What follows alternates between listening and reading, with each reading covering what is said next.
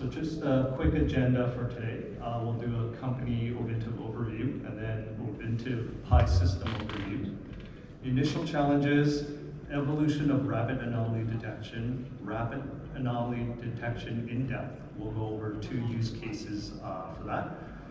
Cost savings, lessons learned, and future plans. If we have time, we'll do some Q&A. So company overview. Ovintiv is an exploration and production focused company with about a 50-50 split in gas and liquids products. We're a multi-basin company and we have operating interests in the areas on the graphic on the right there. So Ovintiv, the Pi journey at Ovintiv. So the initial install of Pi was in 1997.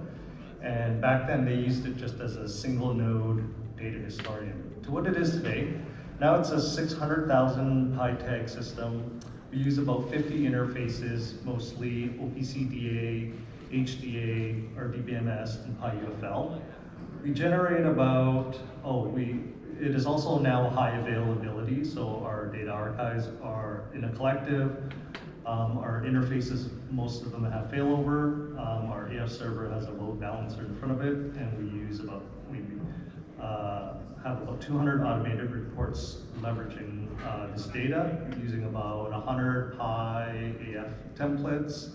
We have about 1 million calculations. Currently, Pi is part of our OT integrations, applications, and integrated analytics infrastructure. Here's just a trend on our Pi tag count dating back to April 2014. As you can see towards the end there, the last couple of years, there's an increase in our Pi tag usage, and that's due to projects like our RAD project here. We expect it to continually to grow. Here is a 10,000-foot overview of our system.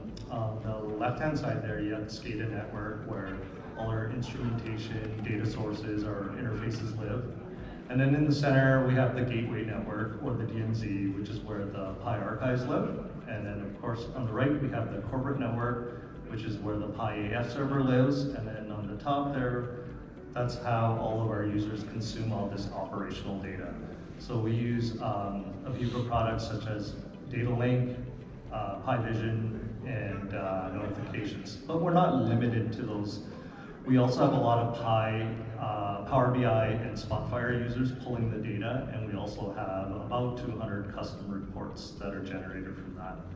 The center box there it just shows that we move all this operational data within the organization to other applications and software within Ovintiv.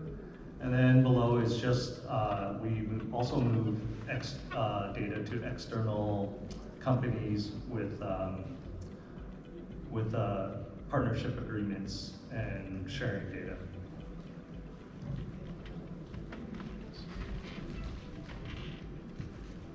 Our Pi system fits into what we call at Ovintiv our big data ecosystem. And what that is a collection of systems. And each of them have different strengths and weaknesses, but together they make up a near perfect solution. When we get a request for a new data product, we'll evaluate where the data product should be, which system it should be implemented in. And now moving on to rapid anomaly detection. So a couple of years ago, senior management at Ovintiv challenged a few teams with a common operational issue. And that is that leaking tanks in the field would often go unnoticed until a site visit by operations. The goal was for faster identification of leaking tanks and to reduce the volumes of spills. So our team, the production operations digital data team, got together and thought about using the Pi infrastructure and how we could use it. And one of our first ideas was to use AF analytics to come up with an algorithm looking at the tank level. And anything outside of a truck haul or pump rate and looking for slow rates of declines, we'd be able to send Pi notifications to operations to investigate a possible leak. So our team went off and we had the asset framework and all our tanks already modeled. So what we did is used AF analytics and looked for historical leaks and tested different algorithms to make sure that they're correctly identified. Then we decided on sending the notifications off to our integrated operations center, which monitors our operations 24/7, for them to review SCADA trends and to work with field operations if there was a potential issue. So that's what we initially branded as the tank leak early identification. And the results of that, tank leaks were identified faster for us. Our integrated operations control center worked with the field to notify them of potential leaks. But something else also occurred along the way. After a few weeks, operations would visit the sites and there was no leaking tanks. But they found other sorts of process anomalies. Things such as plug strainers, underpowered locks, leaking check valves, plug filters, calibration issues, degraded pumps. So all this just from one AF analysis. So we ended up rebranding it from the tank leak early identification to a tank level anomaly, as it can indicate there's potential other process anomalies just based on one thing. I'll just draw your attention to the trend on the right-hand side, and that is of the tank level that we're trending. And the first three arrows shows the typical tank draw from a typical truck haul on the tank. You can see a sharp decline in the tank level. But on the right-hand side, we can see the tank rate slowly decrease. And when it slowly decreases, an event frame is created. And you can see on the bottom of the Gantt chart of where the event actually is. And that's when our integrated operations center would work with the field to investigate the problem. So after we concluded this first test case, we started to realize what else we could do with this. And that was really at the beginning of our rapid anomaly detection. What we decided on is to create a formal project and to have multiple teams collaborate to develop these anomalies. We wanted the anomalies to be pointed out for the users. There's lots of users who are just pulling up SCADA trends and doing something like well surfing, which is just scrolling through the well by well, looking for anomalous data within the trends. We wanted the problems to be pointed out for the users to have a more proactive approach. We also thought with our big data ecosystem that not only the PI system, but other systems would be able to generate anomalies. And we wanted the results to be in a centralized dashboard where users could quickly trend the data. The end goal was to have the right people, process, and technology in place to quickly develop and deploy anomaly algorithms. So we decided on a hybrid approach, and that's using collaboration platforms, ETL tools, the Viva PI system, data engineering tools, cloud databases, and BI dashboard tools.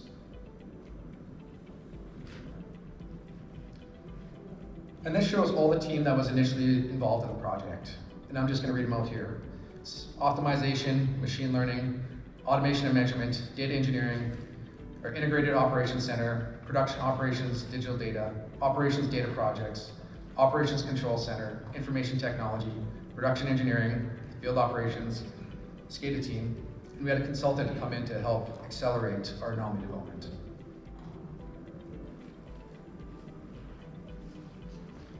This is the data and process flow. So all the data from the sensors is in our SCADA and control systems. That data makes its way with PI interfaces into our PI system and also other big data systems at Ovintiv. From there, with the asset framework, we have an analysis. The analysis will create an event frame which is queried into our cloud systems.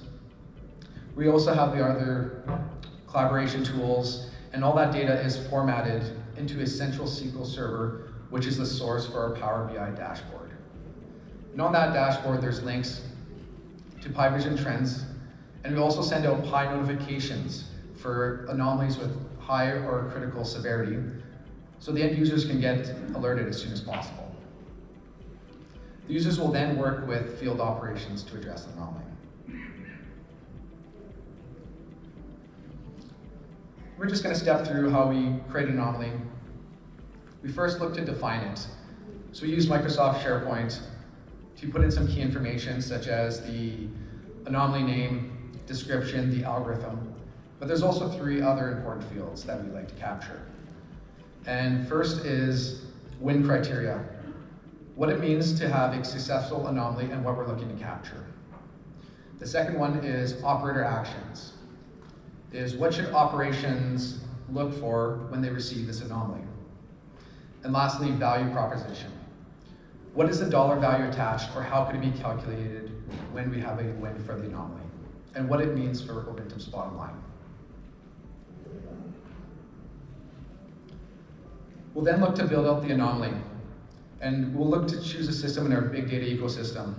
So I just have 2 screenshots here of Pi System Explorer, where we create an anomaly in the asset framework using AF Analytics, and also a data engineering tool like Microsoft Databricks. The anomalies will end up in a dashboard in Power BI. And there's certain information here like the anomaly name, where it's located, the time, the severity, links for the trending, and also many filters for the end users to work with. This is the one in Canada, and this is our dashboard in the US. All with similar information. And on the right in both dashboards is a feedback tool where the users can categorize the anomaly, and there's 3 different ways.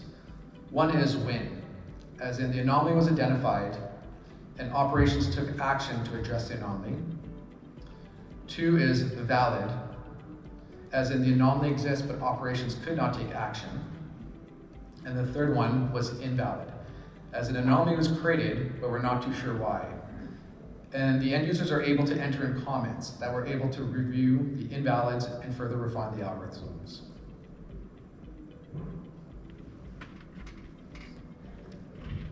Okay, second use case is called Separator Health. And it's an anomaly that targets upsets over our separation equipment to help avoid allocation issues and additional costs associated with removing incorrect liquid phases from dedicated tanks.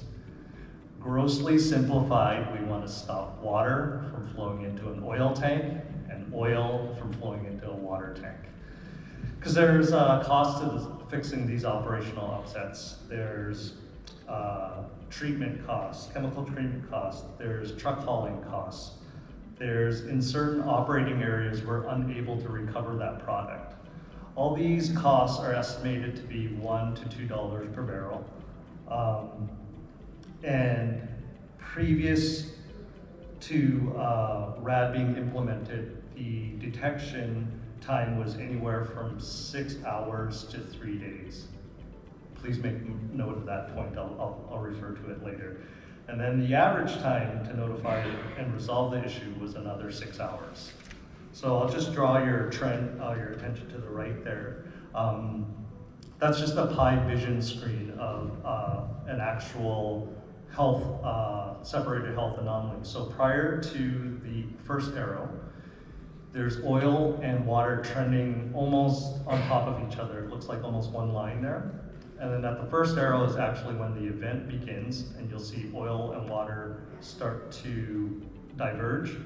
At the second arrow is when all of our conditions are met. The notification is generated, gets brought into the dashboard. Then at some point, the IOC sends it out to the operator, and at the third arrow is when the operators take action. In this case, it was an oil dump that was stuck. But once they take action, you can see that oil and water trend in parallel again. So this is just some quick algorithm notes for the Separator Health. We are comparing a 48 hours to a 12-hour window. We need a steady gas rate of 40%, and we're actually looking for that 20% increase in oil or with a 20% decrease in water, or vice versa. We exclude test separators. We find that it was triggering on the test separators. The gas flow has to be good for 95% of 4 days. Effectively, what we're doing there is looking for a good window of data. No comms issues, and the anomaly has to be sustained for 6 hours. This runs every 30 minutes on all of our separator equipment.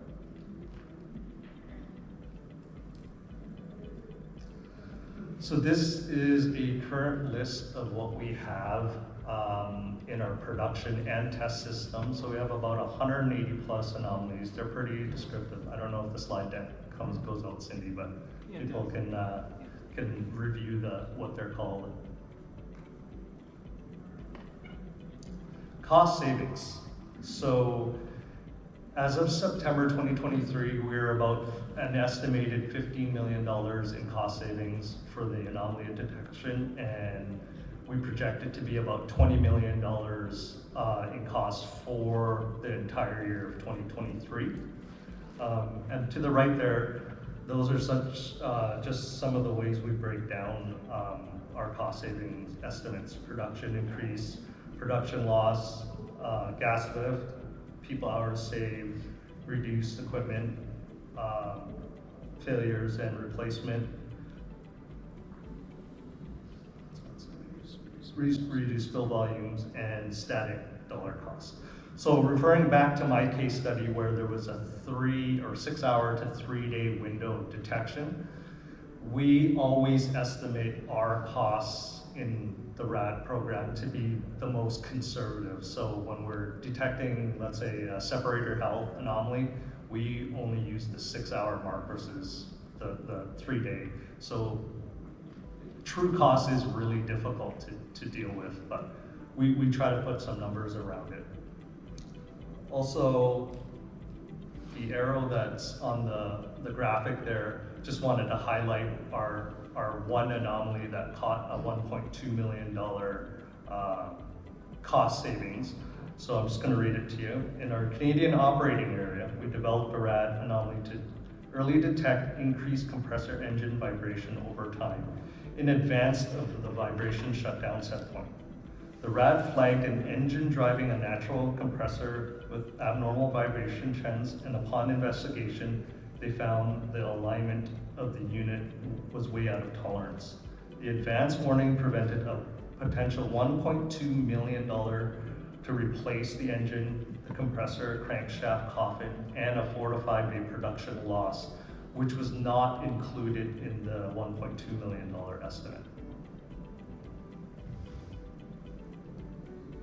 So this is our KPIs page. So in the upper left-hand corner, like Stephen said, the anomalies in green are our wins, and the ones in yellow are valid, but no action was taken, and then the ones in red were the invalid anomalies. And then to that, the pie chart beside that is just the same data over time. And for that one, what we see with the big red spikes is potentially when we're bringing on new anomalies, we'll get a lot of invalids. So over time, we want to see the invalids shrink and hopefully the green part grow. Bottom left is just we have a threshold line of number of anomalies per day, red just exceeding the threshold and green just under our amount. And then beside that one is just a breakdown of the anomaly types and the cost savings.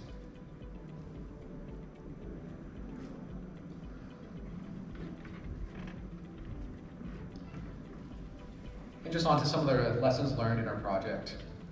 It's probably the biggest one is the tuning and refinement is the key to developing a successful anomaly. That too many anomalies can often lead to too much noise for users, where you get actual events buried in with anomalies, or users just get used to reviewing anomalies with no action. We also look to drive accountability to people and the owners to take ownership of the anomalies from start to finish.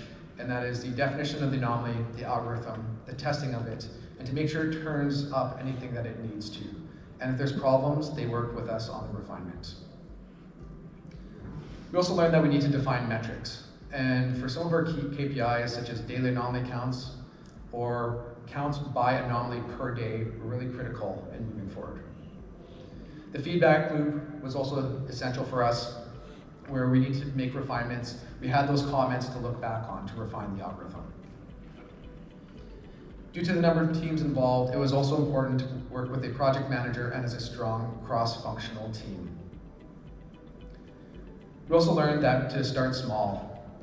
Initially, when we had our anomalies for certain operating assets, when we turned them on for all assets all at once, the end users had way too many anomalies.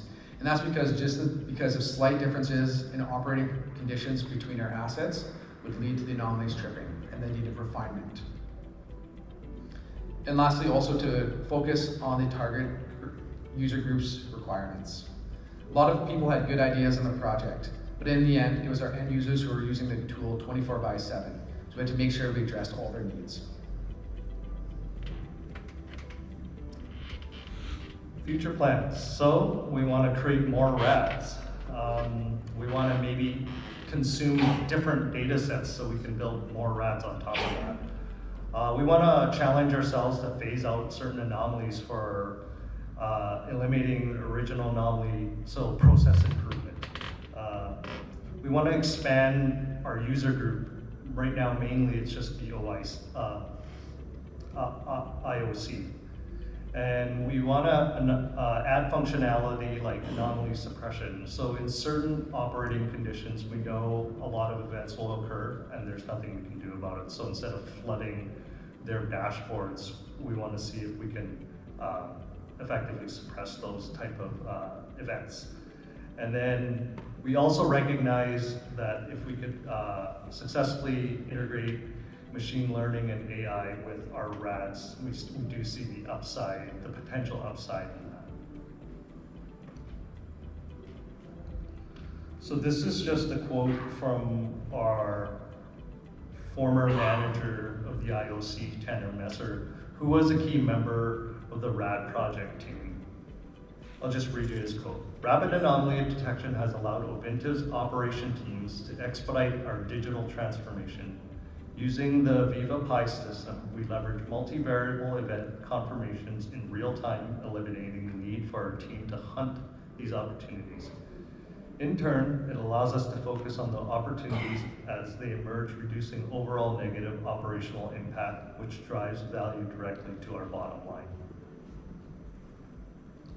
So this is just a summary slide of what we know over today. Our initial challenges from upper management, solutions, our journey in the RAD project, and then costs and benefits. And just our contact info.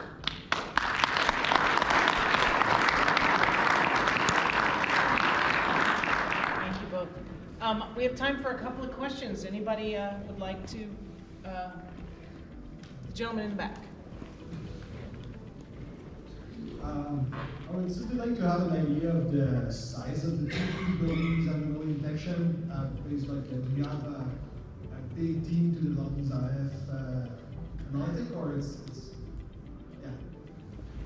Yeah, in terms of the implementation team that are working within the Pi system or the data engineering tools, I think it's about 3 of us on the Pi side, 5 on the Pi side, and a couple in IT. On the data engineering side. Gentleman in the back. Yes, some of your event frames, do you have detections that are getting intermittent, which will trigger the event frame and then it will disappear and continue? And just curious how you handle that from to keep from repeating notifications that it's become active, it's gone quiet, it's not active again. How do you suppress continued notifications from going on? Yeah, when users acknowledge it, they can kind of clear it out, but there's no real suppression. So if something's kind of repeating lots, we'll take it into account to do our algorithm refinement. But suppression is something that we'll look to build into the future. A couple of comments. Layers of analytics, importance of subject matter expert involvement. But could you explain a little bit more around the ability to tune via backfilling and tune the expressions, please, to help people understand what that process is? Yeah, we look to build anomalies, especially using like AF analytics. We look for actual events that have occurred. So then we'll take the analysis that we created, and then we'll step through that period of time, whichever well or piece of equipment it is, to ensure that the anomaly was created properly. So whether it's creating the event frames, we have like a mode where we can test them out and we can backfill all the event frames, which will go into the dashboard into like a test part of it. So we can review anomaly counts for what it tripped and make sure it did capture those actual events. Yeah, it's part of the continual tuning process. Yeah, for sure. Thanks for your presentation. My name is Mark Shabunski. I'm from Air the Key. With 180 plus RADs deployed, you have a lot of different things that you're monitoring. I wanted to ask, how did you prioritize those and how did you deploy them in sequence? Did you go plant by plant or target one type of anomaly at a time? How did you prioritize and deploy those? Yeah, that's a good question. So as part of the project team, anytime groups had certain anomaly ideas, we kind of gathered them all together and had like a weighting criteria. One is like the immediate impact of it, how difficult it was to develop, because some are a lot easier than others. And we kind of had a weighting criteria to sort through, and the ones with the highest weighting at the end came through, and that's how we prioritized our development of them. We've got time for one more question. I get the price. Zeke, Vicent with All Access. Thank you guys for your presentation. Quite eye-opening. I'm currently working with a client to build a dashboard for operations. And we had all these great ideas. We come into the operations room, and they just want just a big screen with a single number that flashes red or green. My question goes, did you find the experience of working with your end user either reductive or having to rethink of how they actually want to see the data coming through? Yeah, they were involved throughout the project. So we'd have like meetings once or twice a week, but they're always kind of involved. So at first we kind of had the ideas that we presented to them, but as they got using the tool, they were quite heavily involved, and we just kind of drove what their requirements are for what we put our efforts into.